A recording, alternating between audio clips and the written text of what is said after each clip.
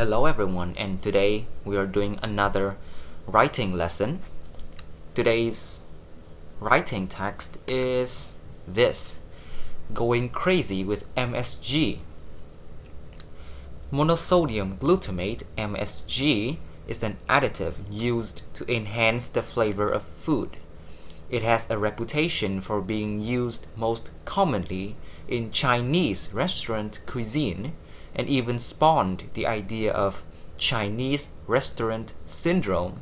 It is a reaction to consumption of the ingredient. But many do not realize that MSG is also present in thousands of commonly packaged pantry items such as canned soups, flavored potato chips, and salad dressing. After World War II, this substance arose in popularity in the American market and developed a reputation for being detrimental to one's health.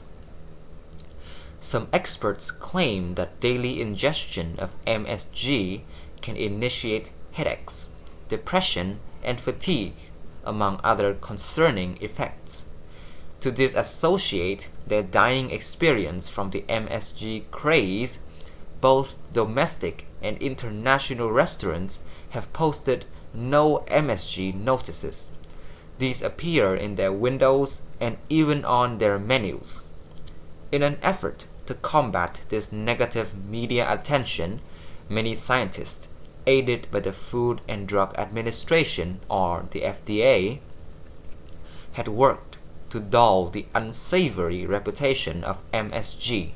Functionally, MSG is the salt component of an amino acid called glutamic acid.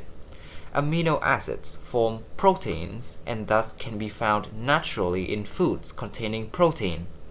Specifically, high levels of the amino acid glutamate occur biologically in tomatoes, mushrooms, and Parmesan cheese. So, how did the regular use of MSG begin? Japanese scientist Kikune Ikeda first recognized MSG as a flavor enhancer in 1908 while creating soup stock out of seaweed that contained high MSG concentrations. The substance, now bought by companies and kitchens all across the United States, is a clear crystal like salt or sugar. In some cases, misuse of the product may be to blame for adverse reactions. If a restaurant has sprinkled MSG on top of a dish, as opposed to mixing it in during cooking, a customer would ingest a whole serving in one bite. He subsequently found a method of isolating the ingredient through bacterial fermentation, patents the process, and begins producing MSG commercially. This overexposure will tax the body and induce an adverse reaction, comparable to the reaction to consuming a high concentration of salt or sugar. Unfortunately, scientists have stood in the way of an honest assessment of MSG. Neuroscientist John Olney's recent study, which involved injecting laboratory mice directly with MSG, only perpetuated MSG misconceptions.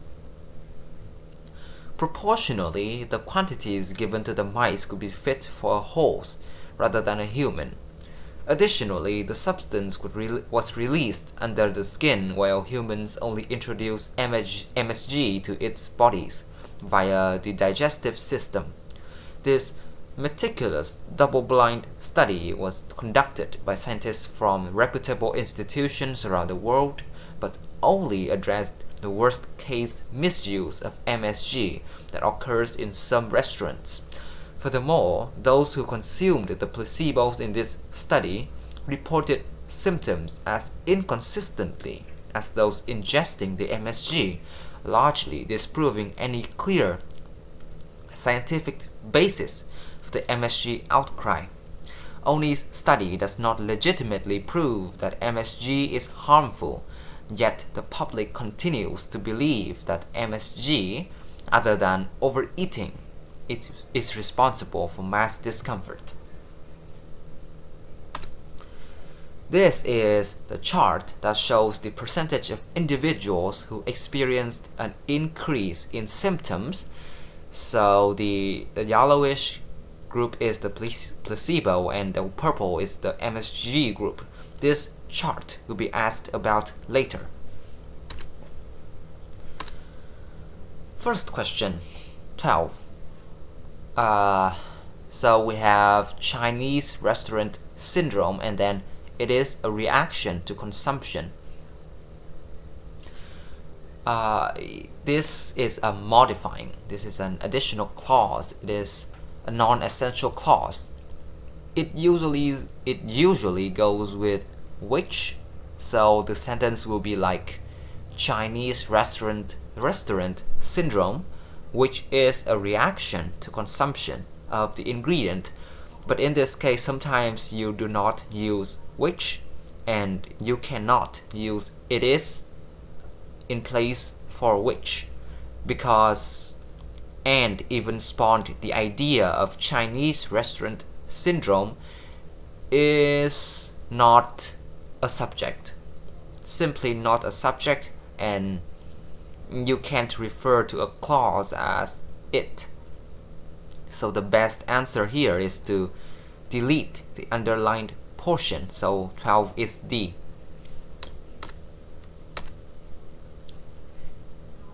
Here we have to combine to disassociate their dining experience from the MSG craze. Both domestic and international restaurants have posted no MSG on notices. These appear in their windows and even on their menus.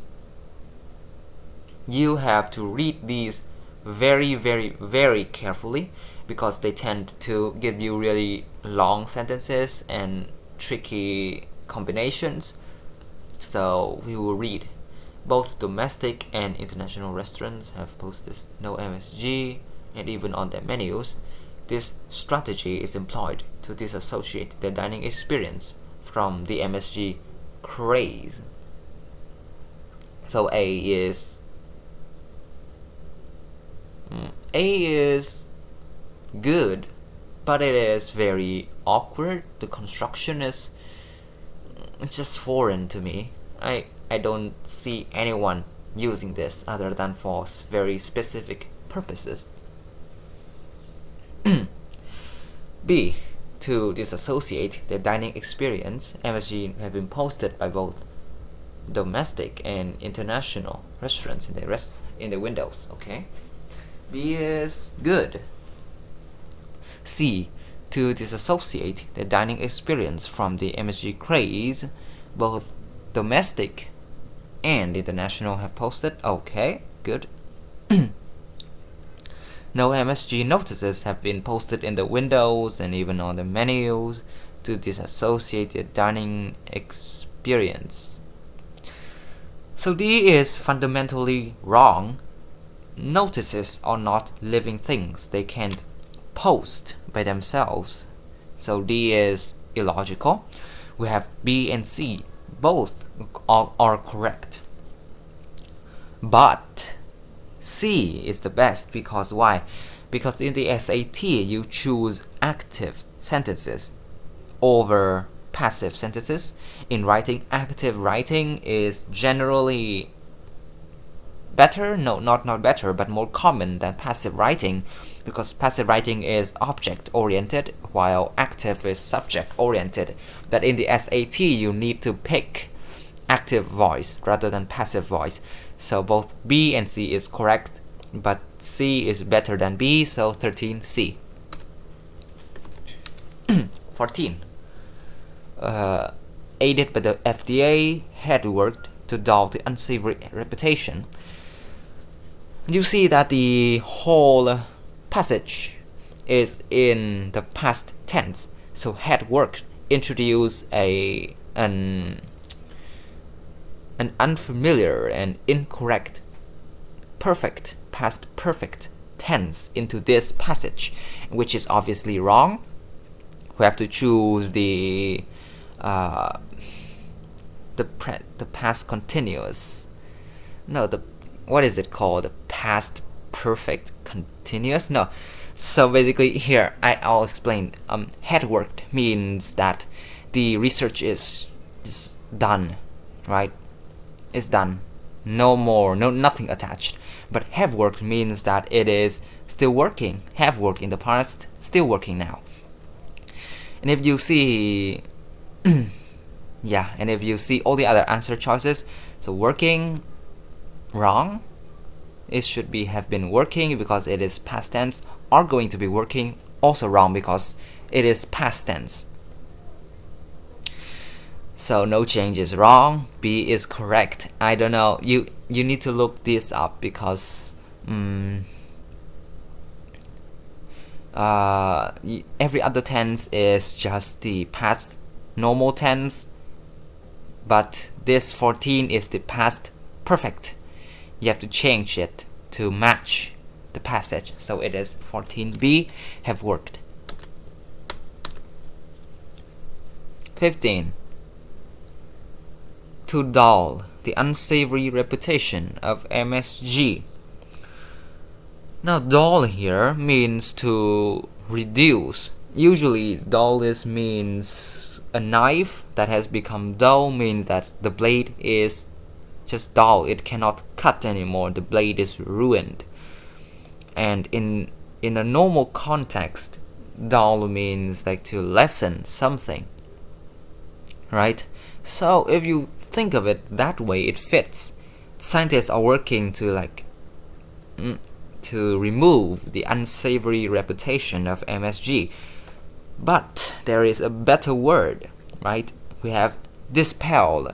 So dispel's main meaning is to invalidate a belief, right? To dispel the fact, to dispel the notion that smoking does not cause cancer, because smoking obviously causes cancer, right? So you work to dispel the notion that smoking doesn't cause cancer. So in this case, dispel is better than dull. So 15D. 16. Specifically.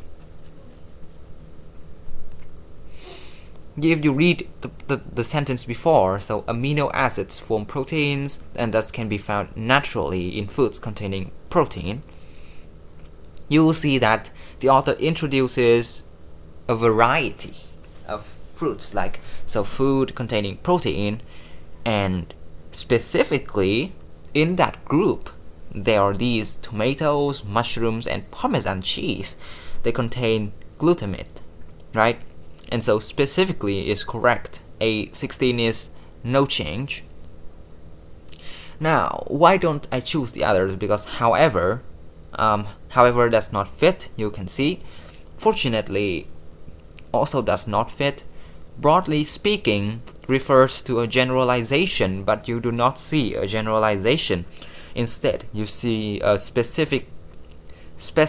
You see the author specify tomatoes, mushrooms, and Parmesan cheese. So 16A. 17. If a restaurant had sprinkled MSG on top of a dish, immediately you see that the sentence is a conditional. So, does had sprinkled fit a conditional? No, it does not. Were to sprinkle, the answer B, fits a conditional sentence. It is construction and you have to learn it, right? There is no escape from memorizing. Usually you would use these sentence structures very frequently in daily life, and so this question will be a breeze. You just automatically choose B. 17B. And pay attention to the to the tense too. There's some pepper in my throat. He subsequently found a method for isolating the ingredient through bacterial fermentation, patents the process, and begins producing MSG commercially. If you pay attention to the tense, he subsequently found, right? So it's the past tense. So which answer matches the past tense?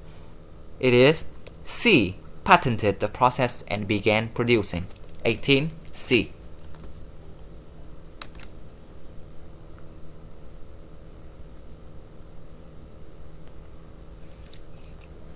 to make this paragraph most logical, sentence 6. So what is sentence 6? He subsequently found the method for isolating. This relates, if you read the whole part here, you'll see that this talks about the discovery of MSG and its proliferation, right? So he subsequently found the method for isolating pertains to the discovery. So it should be placed in the start, right? So where it is now is obviously wrong. If you read, so how did the regular use begin? Then this scientist found out that you can create this, and then the substance is brought to companies. So what step is between discovery and distribution? Production. Discovery, production, and delivery. So this is the production of MSG. So it will go after sentence 2. After the discovery of MSG, he produces it, patents it, and sells it. So 19C. 20. Additionally, the substance was released under the skin while humans only introduced MSG to it. This is obviously wrong, and 20 is D, their bodies, humans, right? 21. Those who consumed placebos in this study reported symptoms as inconsistently as those ingesting the MSG. That is the graph, right? I'm going to show you the graph.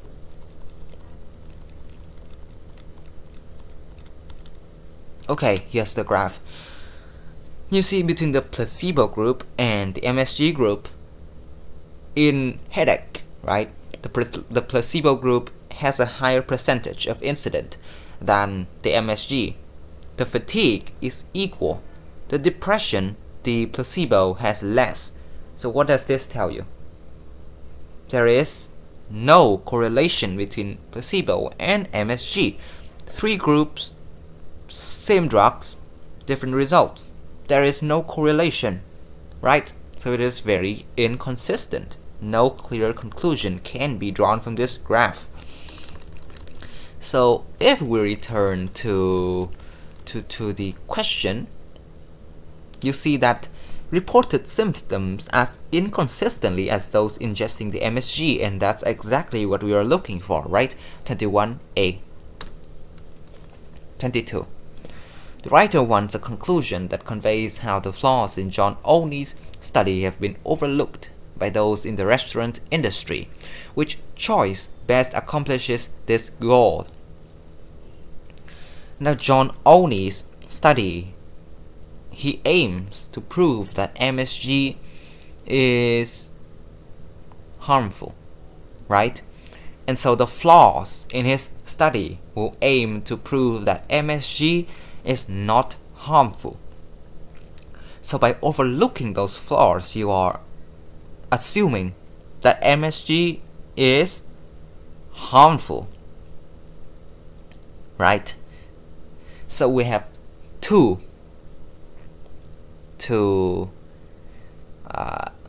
you have two here. You have no change, which is yet the public continues to believe that MSG is responsible for mass discomfort. B. The FDA is currently working with the restaurants to inform the public. And D. Mid still, restaurateurs strive to distance themselves from the stigma of MSG. Now, they specifically say restaurant industry. Yeah, so the FDA is currently working with the restaurants to inform the public about MSG's harmful effects. So that's the FDA. That's wrong. Yet the public continues to believe that MSG is responsible. So that's the public, not the restaurant industry. C is, but those in the restaurant industry continues to liberally use MSG. So that means they believe that MSG is not harmful, and that contradicts the question. So we are left with D. Mid-still restaurateurs strive to distance themselves from the stigma of MSG. So this is the correct answer, 22D.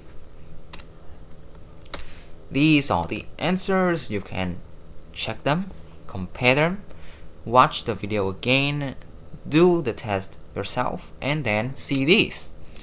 Have a good day.